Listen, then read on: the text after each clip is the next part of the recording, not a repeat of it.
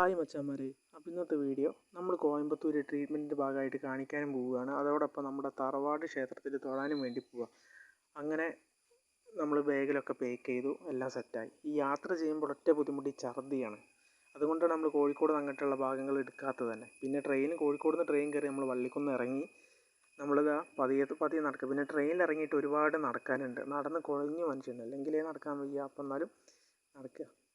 നടന്ന് നമ്മൾ വരുമ്പോൾ നമ്മളെ കല്യാണടുത്ത് നമ്മൾ രാധാമമ്മി നടന്ന് വരുന്നത്. അങ്ങനെ അവരോട് സംസാരിച്ചു. അങ്ങനെ നമ്മൾ ദൈവത്തിനെയും കണ്ടു. ഇവിടെയൊക്കെ ഭയങ്കര മാറ്റം സംഭവിച്ചത്. പിന്നെ ദീപണ്ണും ദൈവത്തിനും കൊണ്ട് സൗഹൃദം പുതുക്കിയിരുന്നു. പിന്നെ നടന്ന് വയ്യ. ഒരുപാട് 5:30 അവിടെ നിന്ന് യാത്ര തിരിച്ചതല്ലേ. ഇവിടെ എത്തുമ്പോൾ 10 മണി 10:30 യാത്രാ ക്ഷീണം. അങ്ങനെ നമ്മൾ അമ്മമ്മ വീട്ടിൽ ഒറ്റയ്ക്കാണ്. അച്ഛൻ പണിക്ക് പോയതാട്ടോ.